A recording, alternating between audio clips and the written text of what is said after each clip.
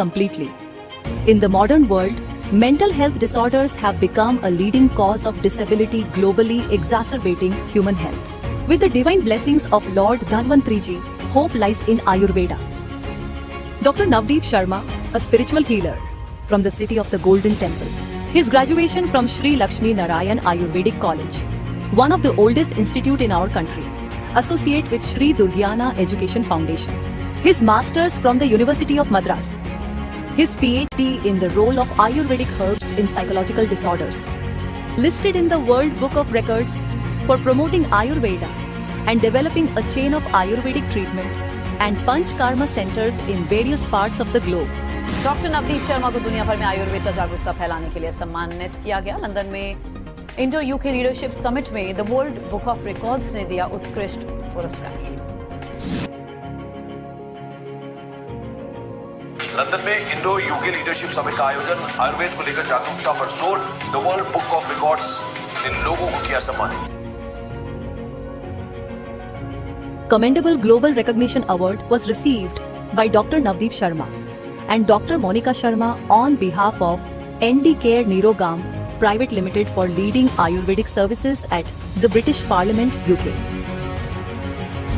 Britain में बसा भारत का डंका, नवदीप शर्मा और डॉक्टर मोनिका शर्मा को मिला outstanding contribution to Ayurvedic health service पुरस्कार। Dr. Navdeep Sharma has also been awarded the title of Pranacharya by the Akhil Bharatiya Ayurveda Mahasammellan. Ayurvedic doctor Navdeep Sharma को युवा प्राणाचार्य की उपाधि दी गई। भारतीय आयुर्वेद महासम्मेलन में सम्मानित किया गया। कार्यक्रम में मनोज तिवारी मौजूद रहे। नवदीप शर्मा को विश्व के सबसे युवा प्राणाचार्य की उपाधि मिली है। अखिल भारतीय आयुर्वेद महासम्मेलन में मनोज तिवारी भी शामिल हुए। Up next, most trusted Ayurveda-based healthcare brand of the year, and it goes to ND Care Nirogam Private Limited. Dr. Navdeep Sharma, Director, to please join us on stage.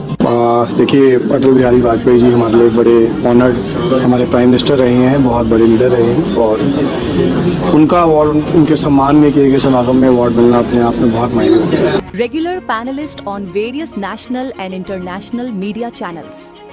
आते हैं कोरोना संदेश। सभी व्यूअर्स को मैं doctor Navdeep Sharma नमस्कार करता हूँ। पिछले 21 वर्षों से दुनिया भर में आयुर्वेद के माध्यम से मैं इलाज कर रहा हूँ और आज मैं देख पा रहा हूँ कि पूरा विश्व आयुर्वेद की ओर इम्यूनिटी बढ़ाने के लिए एक उम्मीद से देख रहा है। सदियों से ही हमारे यहाँ राजा महाराजा चांदी के बर्तनों में भोजन का सेवन करते थे अपनी इम्यूनिटी को बढ़ाने के लिए। तो आप सबके घरों में चांदी की पायल, बैंगल, पेंडेंट, कोई भी आभूषण हो, जिस पात्र में आप पानी स्टोर करते हैं उसमें वो डाल दीजिए। उस पानी का सेवन करने से आपकी इम्यूनिटी जो है वो बेटर रहेगी। शुंठी, मरीच, तितली, ये 3 हर्ब जो किचन की शोभा बढ़ाती है, इनका इस्तेमाल अधिक कीजिए और भस्त्रिका क्रिया अधिक से अधिक कीजिए। 3 चीजों का इस्तेमाल करने से आप हृष्ट पुष्ट रह सकेंगे और कोरोना नामक महामारी को दूर भगा सकेंगे।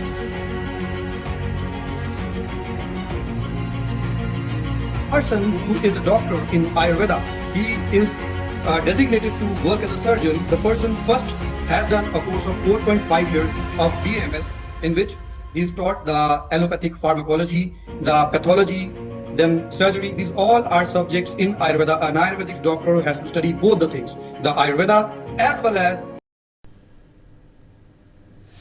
Good evening, dear parents. Myself Vidhi. I am a psychologist at ND Care Nirogam, which is known to provide the best treatment of autism around the globe. As we discuss different topics in our session, in our ABA guidance session, today also we will be discussing some of the concerns which are major for parents.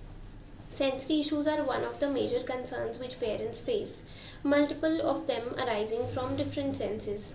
But today we will be discussing some of the repetitive behavior patterns as well as vestibular sensory issue.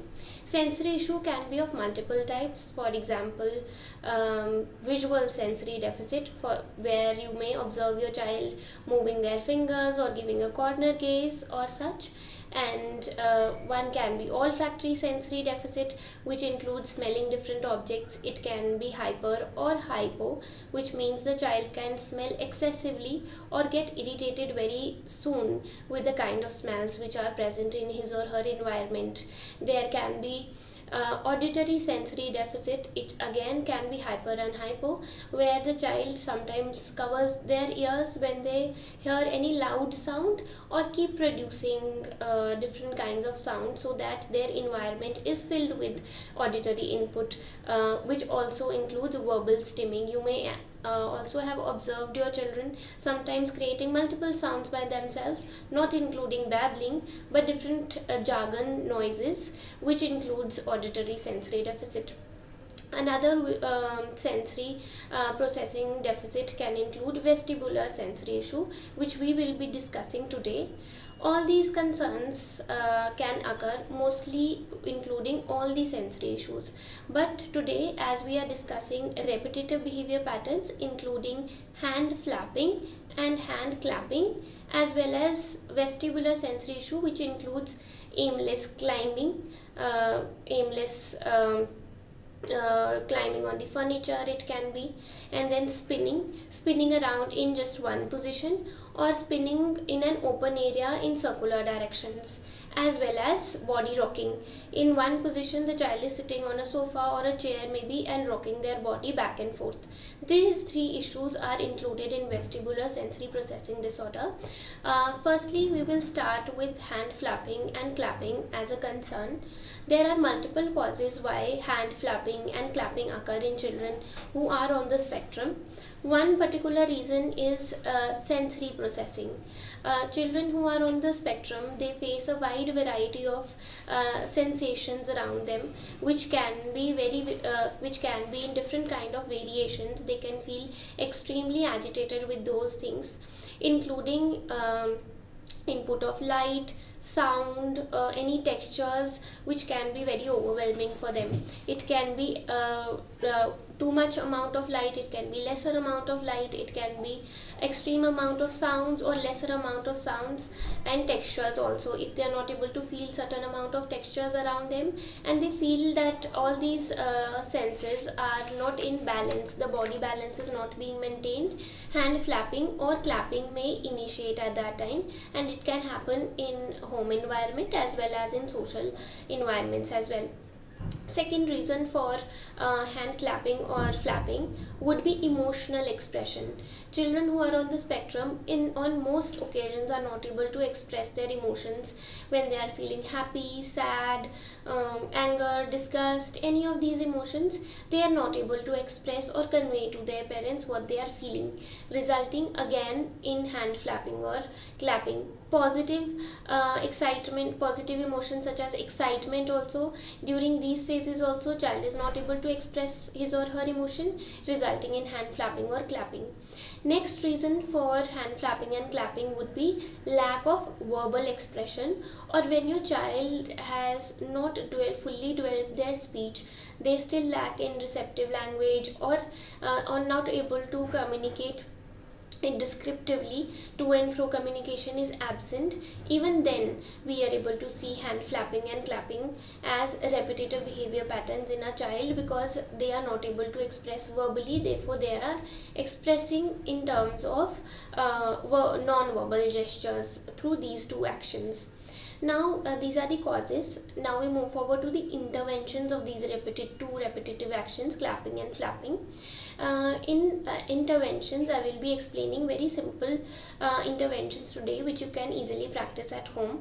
The first intervention is sensory issues. So first you need to find out the trigger, what is triggering your child. It can be the sensory disorder which is triggering your child, or it can even be lack of expression. So first you need to figure out and then start with the intervention.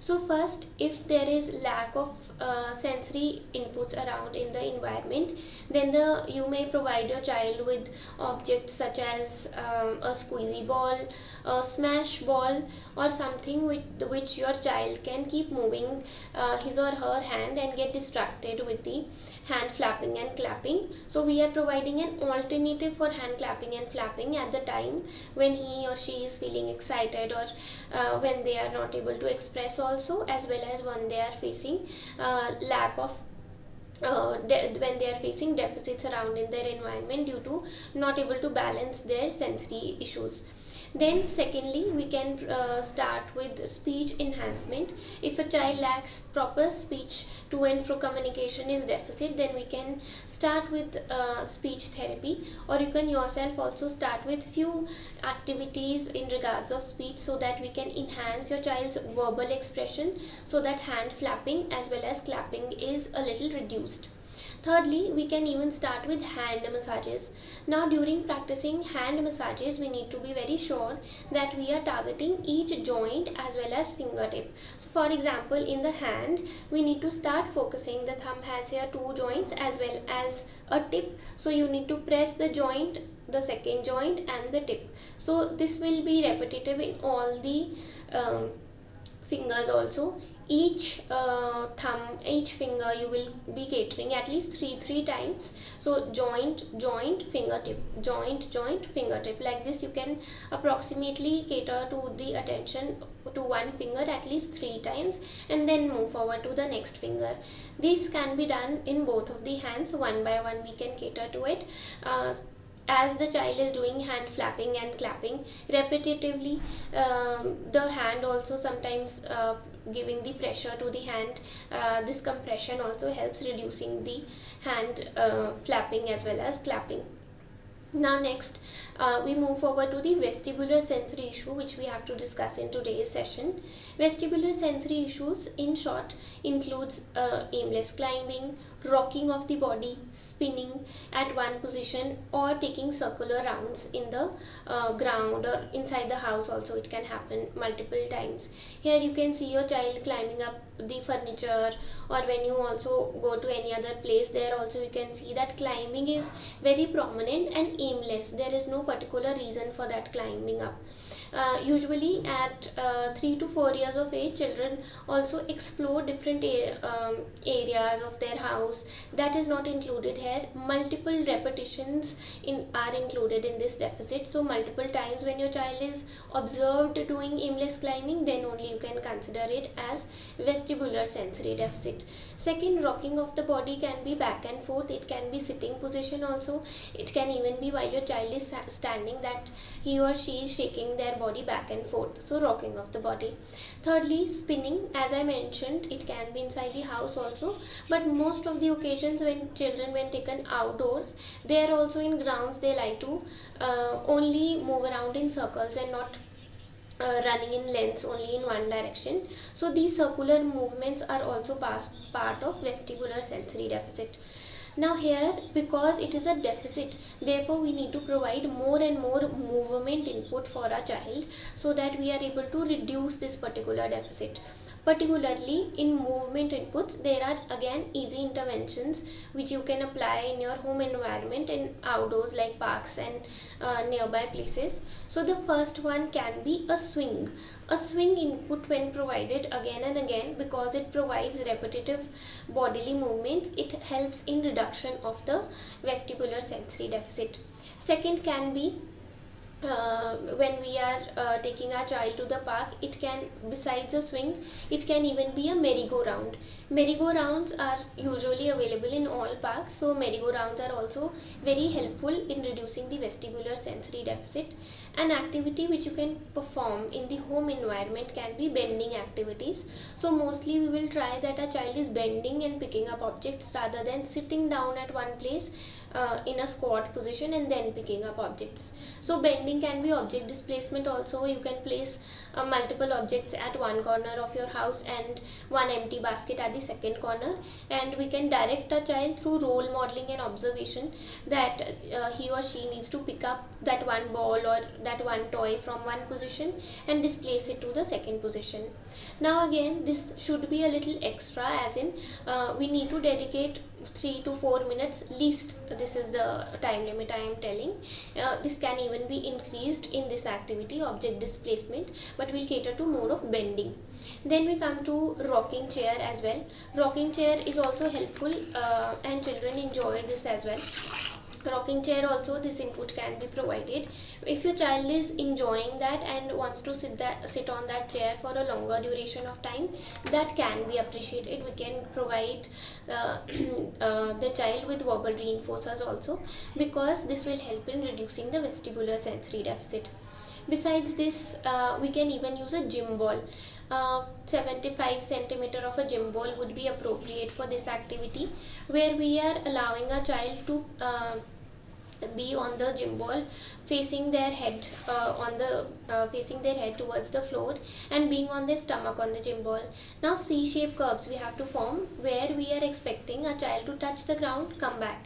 You can also hold your child from the waist so that he is able to perform this activity with ease, and there is no hindrance in performing this activity. Again, it can be when the child is on his or her stomach, and second, it can be when the child is on his or her back. So this also for some time, for 5 to 6 minutes of duration, can be done throughout the day. Then next, beside these activities, we can even cater to multiple swings, or a hammock also you can bring at your place, where we are able to control this vestibular sensory deficit issue. Beside these interventions, there are n number of interventions which we can do for vestibular sensory deficits, but these were some of the activities which you can easily perform in your home environment, as well as outdoor in parks. Lastly, if you don't have any such equipments, or you live in an area which is more on a countryside, this can be done without any equipments as well. So if the child is small and sits down on your lap, and still you are observing aimless climbing and rocking of the body, then making the child sit down on your lap only, you can start the movement back and forth, so that a swing input is provided sitting on your lap only. These were the few interventions with which we can help a child to overcome vestibular sensory deficit. Rest, if you have any other doubts in regards of any of these interventions, you can comment down below. Thank you so much for your time, dear parents.